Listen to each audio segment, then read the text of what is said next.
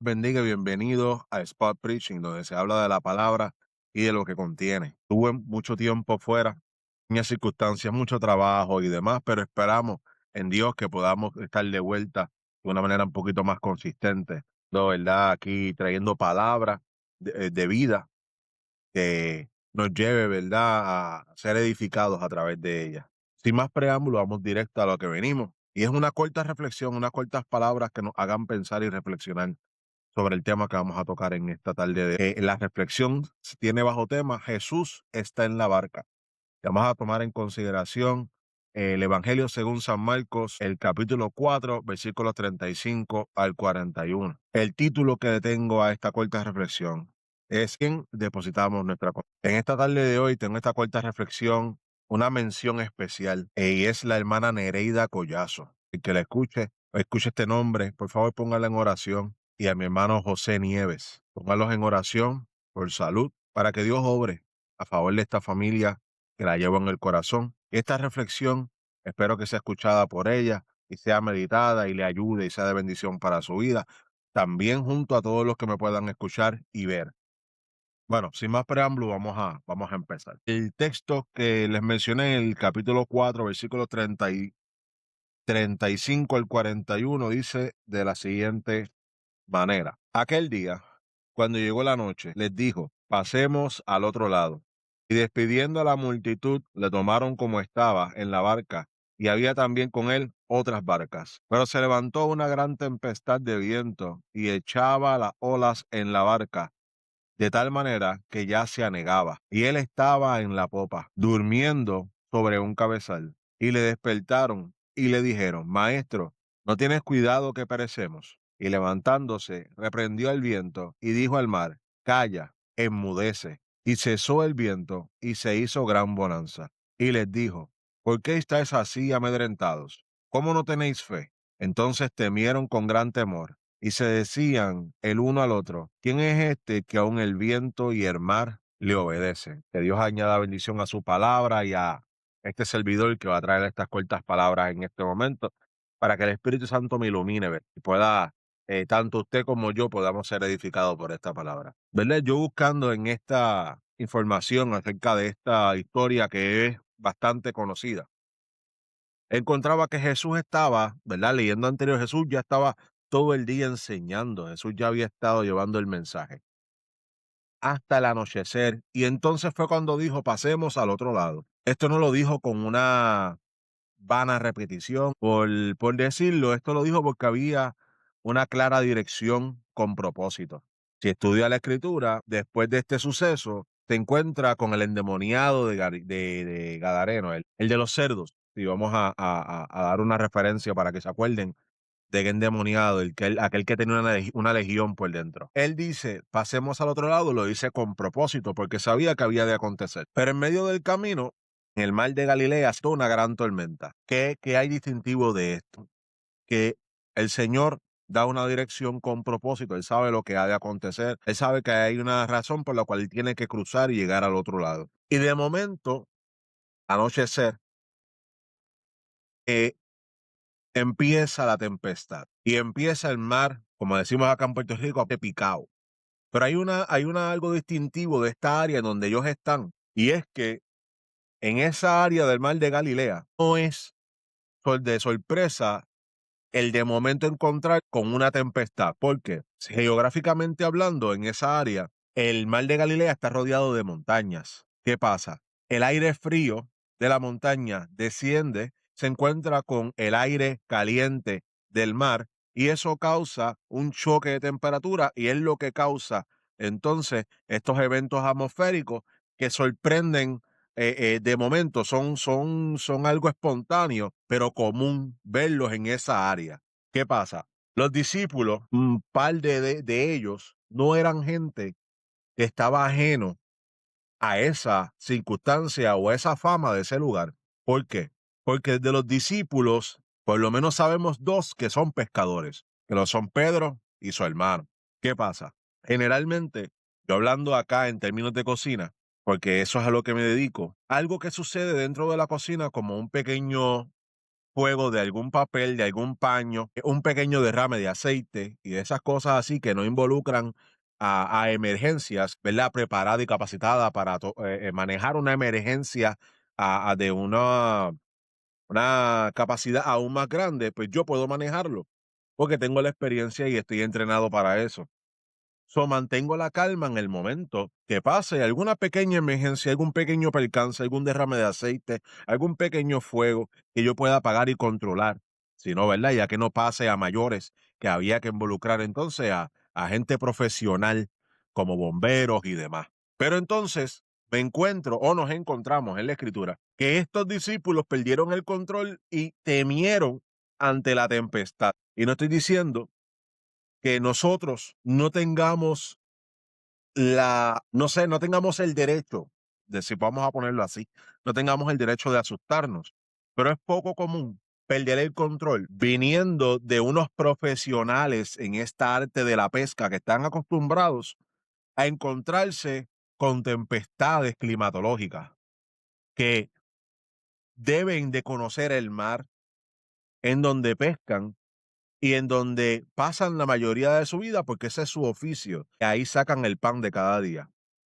Eso me sorprende que lo haya tomado de sorpresa, valga la redundancia, y ellos entonces entren en pánico. El mar de Galilea se levantó una gran tempestad y aún los discípulos experimentados como Pedro tuvieron miedo. Mientras tanto, Jesús dormía. Desesperados le decían, Señor, no tienes cuidado que perecemos.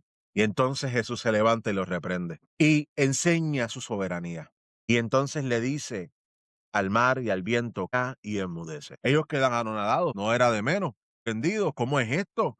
Que, que este hombre tiene potestad para callar al viento y al mar, algo que aún al día de hoy, con toda la tecnología que hay, no se puede controlar. El viento, el mar son cosas indomables. La naturaleza no se puede dominar. Ahora, se va a doblegar ante su creador, claro está. Entonces, a lo que vamos es ¿por qué? ¿Por qué están así? Les dice Jesús, no tienen fe. Entonces, la enseñanza sobre esto no es para criticar a Pedro, no es para criticar a los demás discípulos. Eso no es lo que yo voy a traer en esta tarde, ese no es el enfoque de esta tarde. Porque si nos ponemos en sus zapatos, nosotros estuviéramos peor. Porque si ellos son profesionales y tuvieron miedo, imagínense usted y yo.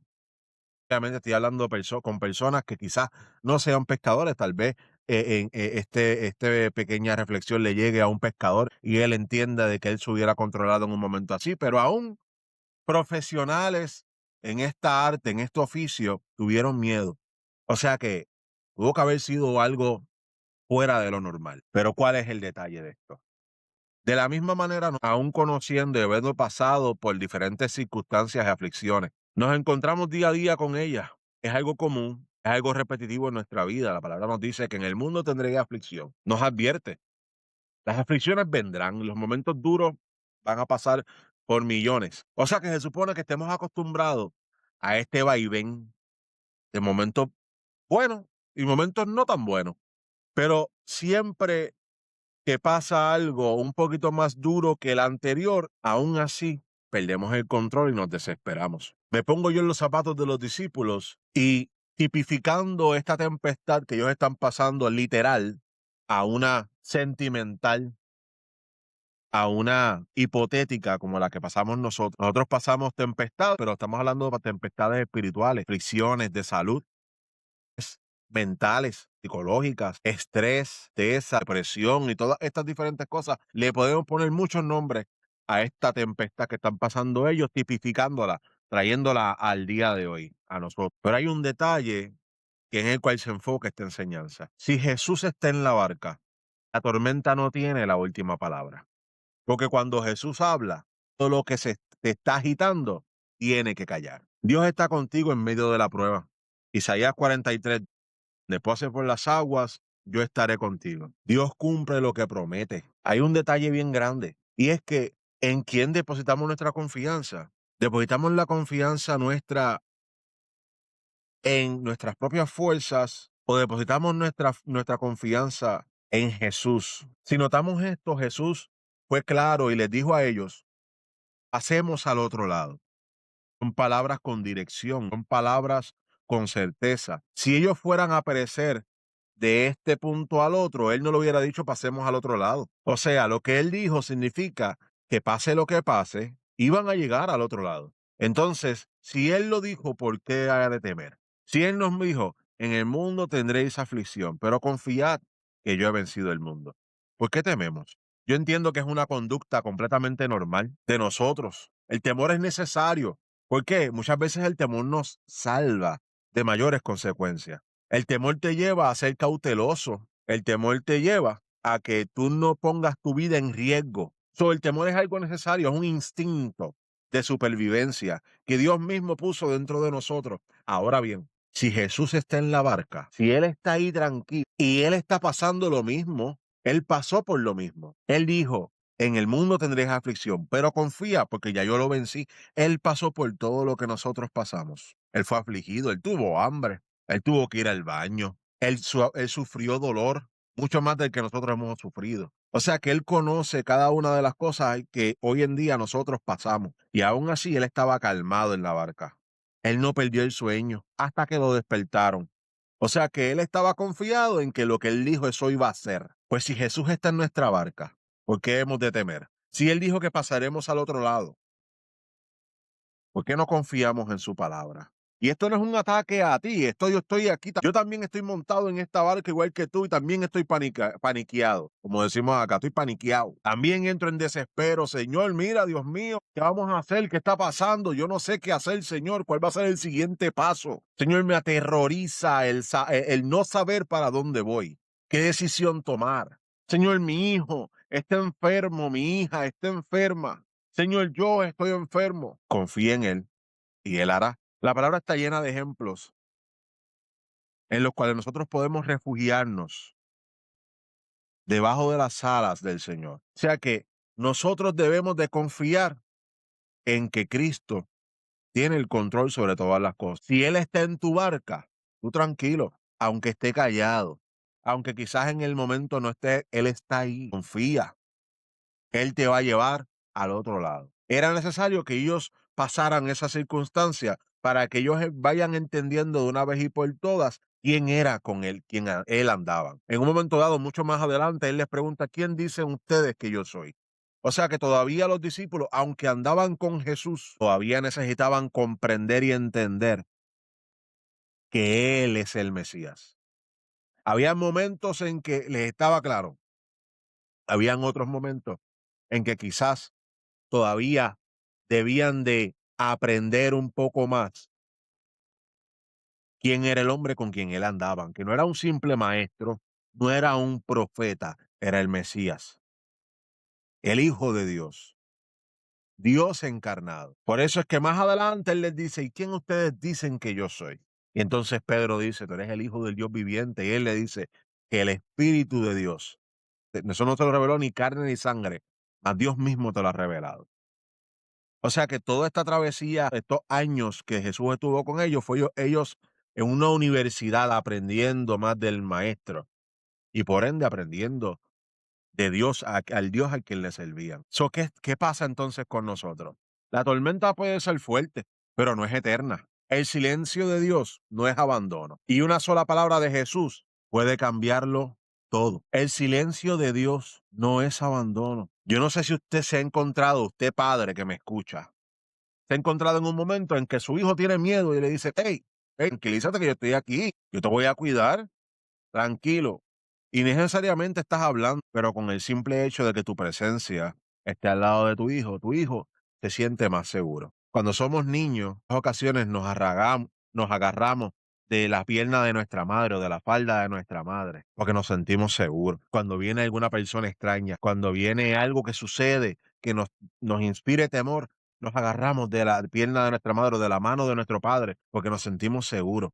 De la misma manera, agarrémonos de la mano de nuestro Señor Jesucristo, porque en Él sí hay seguridad. Nuestros padres y nuestras madres no pueden estar 24/7 con nosotros, mas el Señor sí. Nuestros padres y nuestras madres no pueden estar con nosotros en todos los lugares, mas el Señor sí. Estés en Puerto Rico, estés en Estados Unidos, estés en alguna otra área extranjera, Él es omnipresente, Él está en todo lugar, en todo momento. Deberías de sentirte seguro porque ¿sabes quién está en tu barca? Esa que está siendo zarandeada por la tempestad. Está Cristo ahí, acostado, dormido, confiado que Él ya te dijo algo. Y cuando Él habla, confía en esa palabra porque esa palabra se va a cumplir. Él no es hijo de hombre para mentir. Hay una cosa bien grande que yo he dicho muchas veces. Yo le doy gracias a Dios de que nosotros nos parecemos a Él, pero Él no se parece a nosotros. Todas las cosas buenas que tiene el ser humano provienen de Dios. En nosotros no podemos confiar pleno. Maldito sea el hombre que confía en otro hombre. Mas en Dios sí podemos confiar, porque su palabra es veraz.